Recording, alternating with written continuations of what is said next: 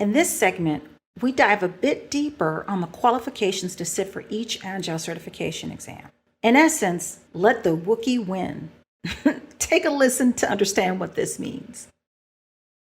Now, you brought up something really interesting that I was not aware of when it comes to the SAFE. So, and let's group the SAFE certifications all together. So, when it comes to the PMI ACP, just as you said, we need to prove that we have the Agile experience. We need to submit an application, get it reviewed. But for the SAFE certifications, are you saying that you don't have to have proof of an Agile background? Is that accurate?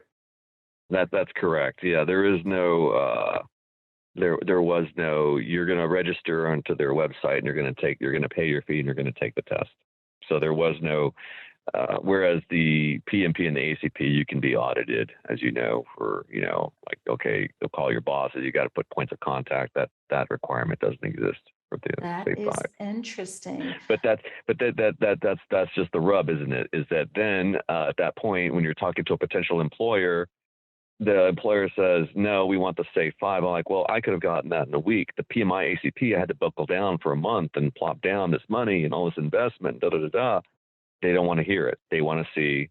So the way I was going about it was let the Wookiee win. Like from the Star Wars reference, Right. let the Wookiee win. As like, you know what? I'm not here to tell these people. Yeah, exactly. I'm not here to tell these people they want what they want, and there's no way that I'm going to, So to avert or preempt that same experience. And that's just it, isn't it? It's part of the Agile process. Is like, you're failing early often. So you're learning from, okay, I'm being informed by this experience. I don't have to repeat it again. So with that said, I had the time and I had the budget, and I know nobody has the infinite time and the infinite budget. So you're having to be very specific and peculiar to what is going to be the next certification that you're going to embark upon, because we don't want to be here all day, and you want to get to your next step. You want to get to where you're going to go, and you want to be able to solve that other person's problems. And nobody's a mind reader here. So, it takes a little bit of research on everyone's part when looking at some of these roles or looking at the next step and saying, okay, you can get whatever it is what you want. Generally speaking, that's just like throwing a dart at the wall and hoping it lands on the target. Or you can back end your research, back end the things that you need to pursue into the goal that you're trying to achieve. So if that's going to be an international programs analyst at Point Magoo in Camarillo, California, I'm going to look and find out exactly what it is that these folks want. So that way I don't have to waste their time and I don't have to waste my time. And I'm going to back end all of my resources and training into accomplishing that. And it sounds very common sense, but without that little bit of research, a person would think, oh, well, I have an Agile, I have an ACP. Well, what flavor of ACP? Because they're going to pull that on you and you're going to feel like, you know what, they're just playing games here. And it's just going to lead to frustration, a little bit of demoralization, and that's not good for anybody. And you said something that I often say to people when they're trying to figure out themselves and the next job. I say, do some research on either a dream company or a dream role or someone that you admire, and find out what is their background, what is it that they're looking for, so that you're doing the homework without just aimlessly, just taking a class and a certification for the sake of getting the certification. So you bring up some really good points there. I was going to mention, at the risk of sounding a little bit creepy, and I hope this doesn't come off this way, what I did was I looked up, there we go. I said it, but I wanted to preempt it. I would go to LinkedIn, and if I found a role that I really liked that was at a company, which you said, I keep a journal. I have a little moleskin where I write down, like, these are the top 5 companies I'm going to be going after. I'm going after Lockheed. I'm going after Boeing. I'm going after Northrop Grumman. Going after SAIC. I'm going after these particular contractors. And then what I do is my role is going to be what? Project manager. That's what I want to be. So then what I do is, and then I go to LinkedIn and I go to those companies and I look at those communities and I start pulling up the profiles of the people that are occupying that particular role that I'm pursuing. And after I see those people, this person's been here for 5 years, 10 years, I scroll through, and sometimes I put like, say, Boeing, comma, PMP, and I want to see what that person looks like. Not physically. I want to see what that person's resume is articulating. It's like, okay, this person has these things, ...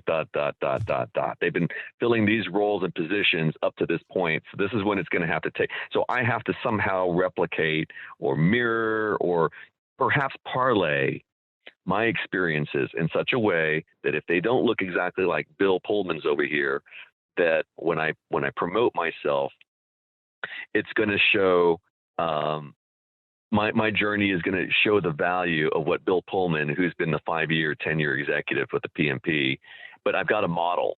And it won't just be one person. I'll look at 2, 3, maybe 5 people until I've quote unquote kind of like, I got it. And after I kind of like quote unquote got it, then I'm like, okay, it looks like this is what you're going to have to craft or build or form yourself around, because that's what the successful model is. Now, maybe that's a bad formula for some people, but what I was looking for was already validated experiences for people that already were in some of these positions. And so that kind of gave me an insight into the community that I was trying to penetrate. And that way I could say to myself, all right, this is what this culture looks like and what they're trying to go after. So when I present myself and bring myself forward, it's going to align with their corporate values and all of those types of things. And that's kind of, like I said, where I started looking for Agilist, Scrum Master, DevOps. And I had this, it's not just a random potpourri of certifications, hoping that something sticks. And people are like, oh, this guy's got like a list of, no.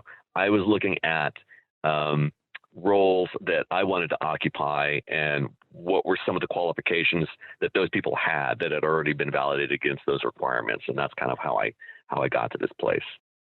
Carlo, that was bloody brilliant. Like, you just taught me something new I didn't realize you could do. I mean, there's a company that, there are a couple of companies actually, and I just did that search while you were explaining that. I was listening, but I'm like, oh my God, that's brilliant. So just as a reminder for people, like, if there's a company that you're looking for and you're trying to figure out that certification, put in that company name, comma, and then that certification. You probably want to do, it sounds like maybe one at a time as opposed to multiple. I don't know if you'll, break the system or anything like that, but that is absolutely it's not creepy at all. I mean, because I do something like that already when people pop up on my feed, or if I see someone liking something and I'm like, this person looks interesting, and I will look at their profile and look at their background. So it's absolutely appropriate, because I know people are doing that for me. And they want to know what they're self-reporting. Yeah. It's a professional environment. They're self-reporting. They're self-disclosing their information. And so I'll have them, I've done this. I have them on my LinkedIn profile, and I'll have a conversation I'll reach out to them, and some will and some won't.